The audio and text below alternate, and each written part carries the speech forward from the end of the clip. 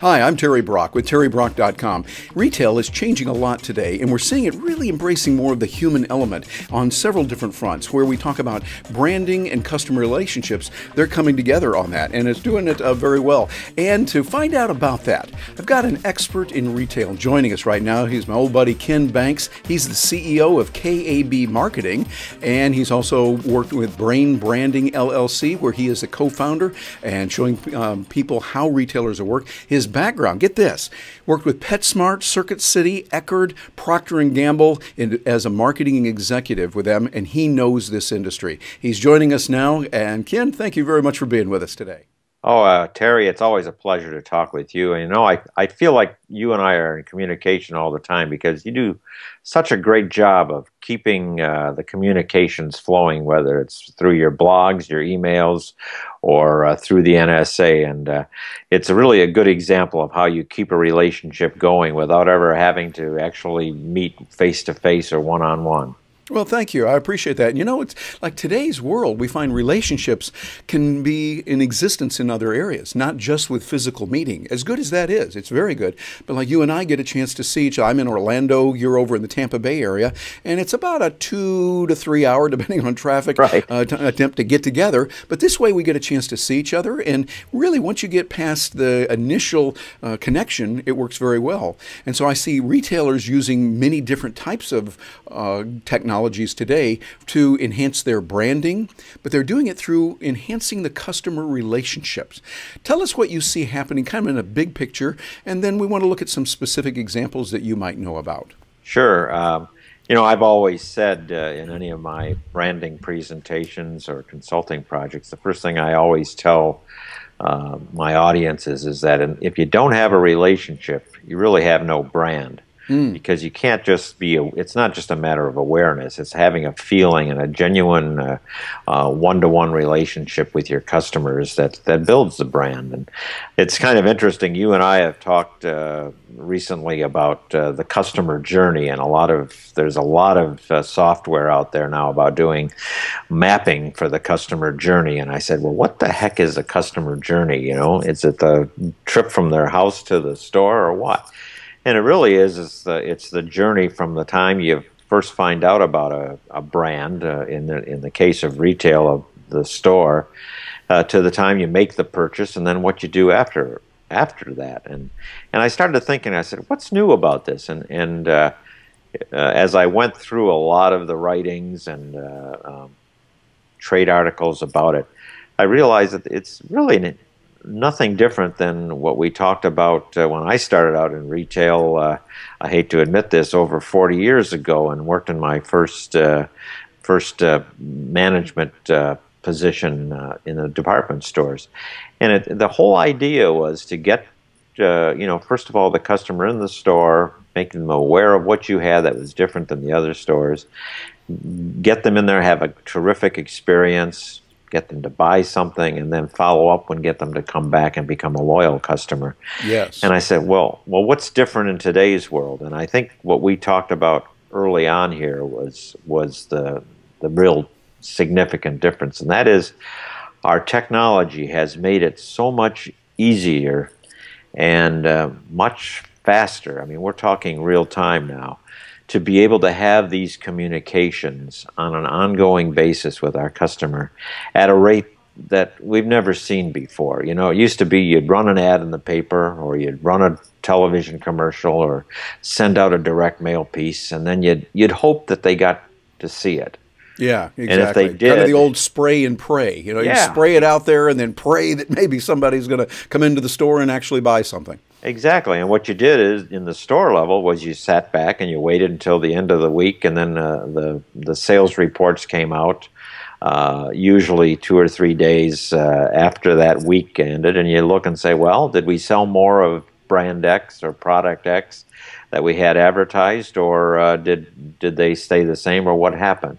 And if they saw a spike in sales, you say, boy, that advertising really works. I'm glad we did it. Well, in today's world, first of all, you know who you're talking to a lot better than you ever did before. You know if they got it or not. You know if they opened it up or not. You know if they read it. And most of the time, you know whether they reacted to it.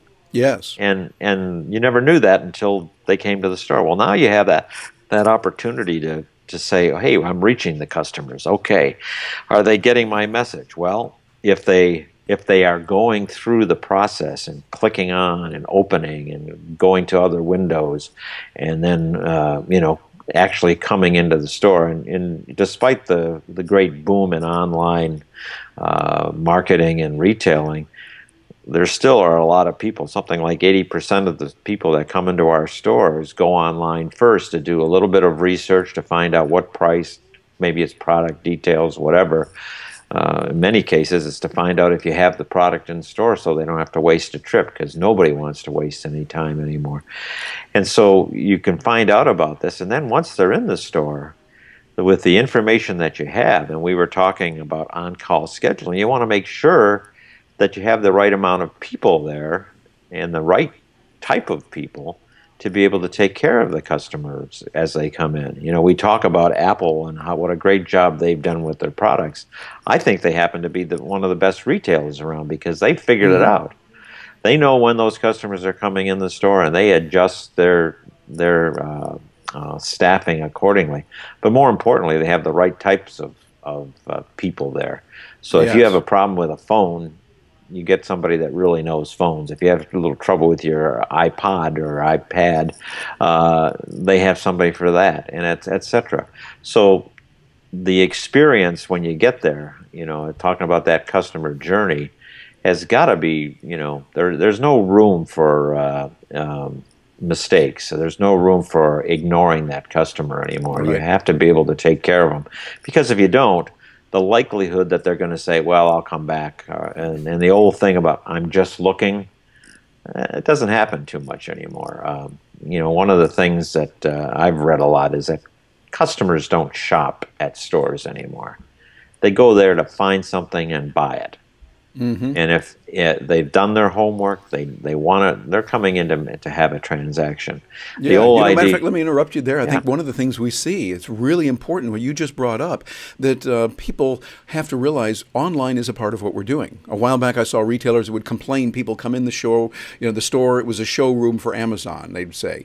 Well, the thing is, Amazon is a big part of what we do, and we all want to get the best deal. And I think Apple, go back to that, is a good way to integrate that. I hear about Apple new product. They've got a new iPhone, whatever it is going to be in the future. I'll study it, I'll look at it, and then I want to go in and actually touch it.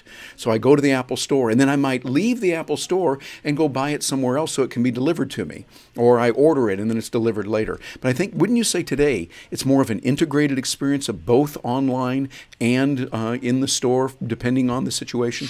Oh, absolutely. And anyone who says differently is not going to be in business very long, because you have to have that kind of interaction before they get to the store, while they're in the store, and then again, as part of this journey that we're talking about, after they leave the store, once they buy the product, or if they didn't buy the product, find out why they didn't, because it's very important to be able to continue that loyalty by following up. You mentioned Amazon, and I've always said, if you bought book X, if you bought Terry Brock's latest book, well, you might also like this book by Gina Carr, that type of thing. It's really, it's building that relationship in the same way that we would do it one-on-one. You did this, therefore you might like this. Or how did we do with your most recent experience in our store? I can't tell you the number of times now that I've purchased something at a store, and by the time I get home, there's an email there saying, tell us how we did.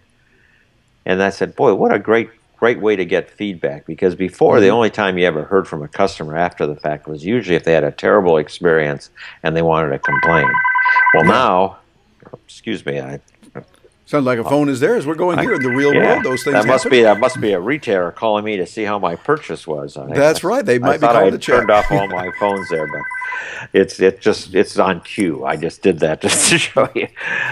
But the key to it is keeping that relationship going and getting them on the next time that they want to come in there. And it would And seem like using digital means gives us the ability to do that even better, because now we not just call up or find out something, but we can track that over a period of time. That here, customer Ken Banks came to Terry Brock ABC store, and at the Terry Brock ABC store, he had this experience last time, and he likes blue widgets. And we know, oh, he bought blue widgets. He also might like the red widgets, so we can offer this to him, providing that we've asked his permission. Ken, is it all right if we tell you about other kinds of widgets? If you'd like, we can let you know about those and the new chartreuse widget, woohoo, that's coming out. And it seems like it's really, again, a combination.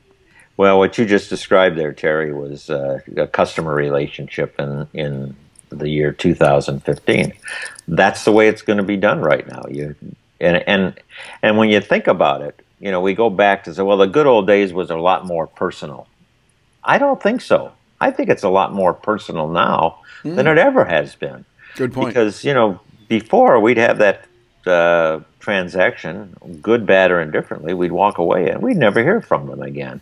Oh, yeah, we'd get some advertising following up every now and then. But even then, it was hit and miss. And so I think it's much more personal now. This quote customer journey has got somebody with you, you know, every step of the way. Yes. And maybe they're not there in person, but they really are, because they're talking to you. And by the way, they're talking to you on a much more customer centric format. They know what you'd like. They know who you are. They know where you live. They know what's near you, etc.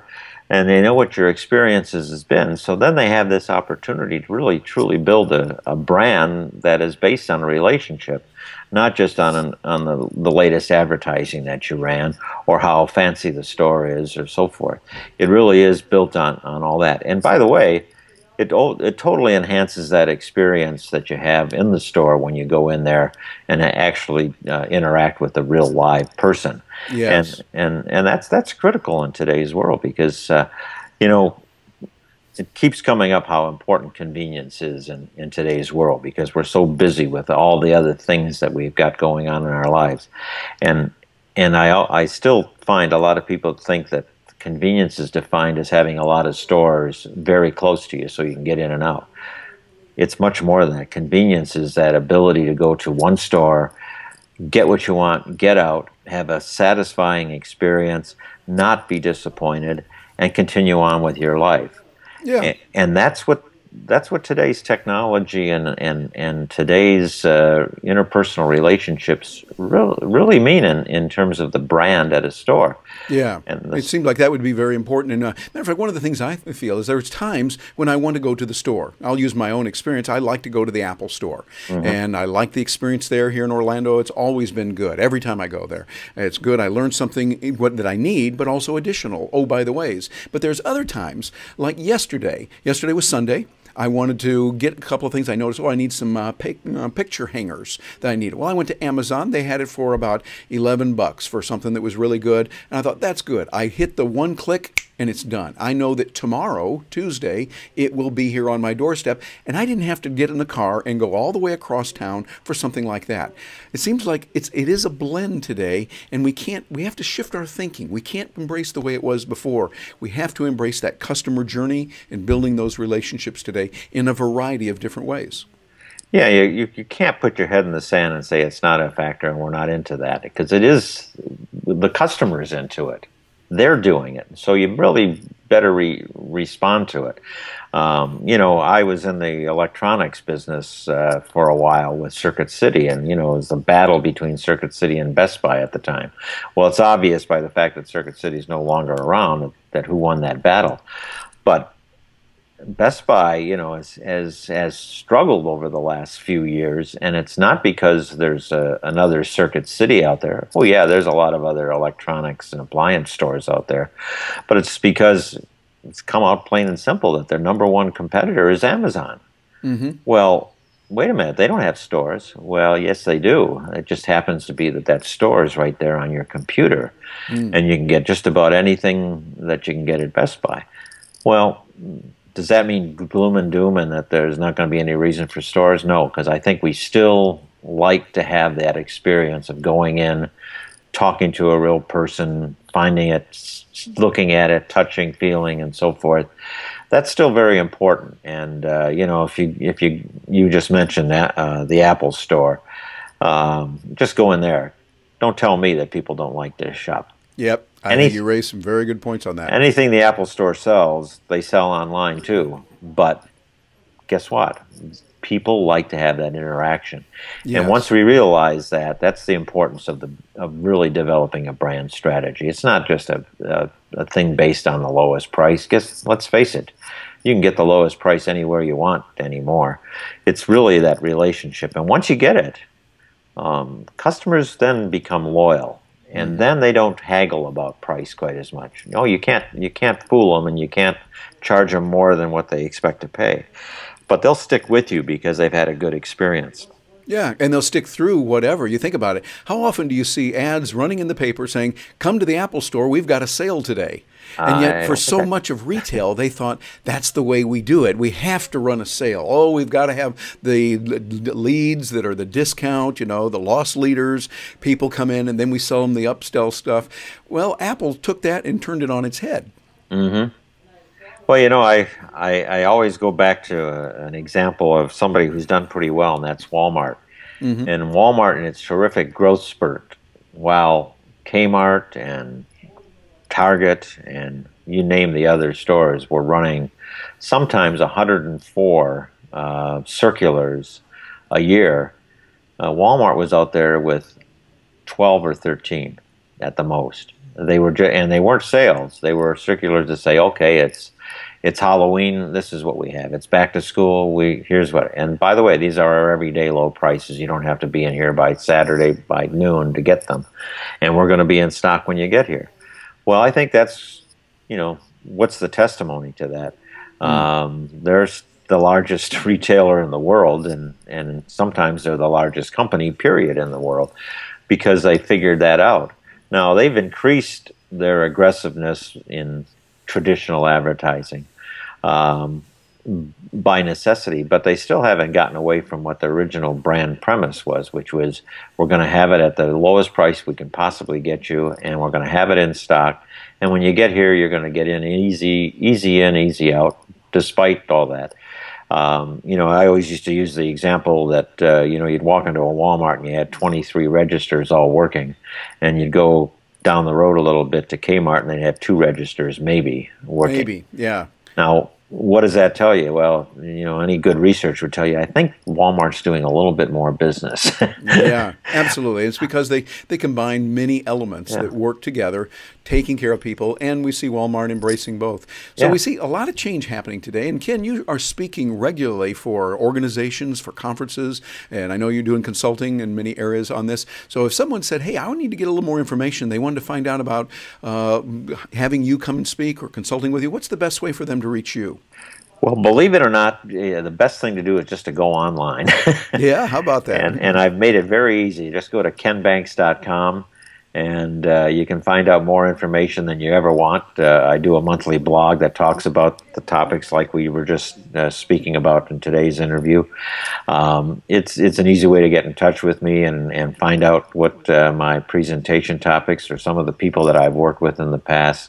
You know, it's the same principle there of having an ability to find out all this information. And then, you know, what I find is most people send me an email and they say, we're having a meeting and we would like to know if you could speak on this topic and so forth. And yeah, and so that would be good. Works. And they can get in touch with you at kenbanks.com. And I also know from personal experience you have a lot of rich resources there. So those of you that are watching this, you can get an education on what's going on now with retail, what experiences are happening, watch Ken's material and the information there. Ken, any final words in closing before we leave and move on to where you see retail going for the future? Well, you know, and you and I had talked about this. One of the big things that's happening out there now is called on-call scheduling with stores. Basically, you know, if you work in a retailer, you never know what your schedule is going to be, and that's a principle that gets back to being customer-centric or developing a relationship. You want to have the right amount of people there when the customers are shopping. The information's there right now. And so what you have to do as a retailer is to make sure that you have the people there. But it goes one step beyond that. It's not just having people and bodies in the store to take care of them. It's having the right people. And so building that brand relationship starts right in the store itself with your own people. And I always say, before you ever go and try to develop a brand with your customers, make sure you develop it with the people who are going to take care of those customers.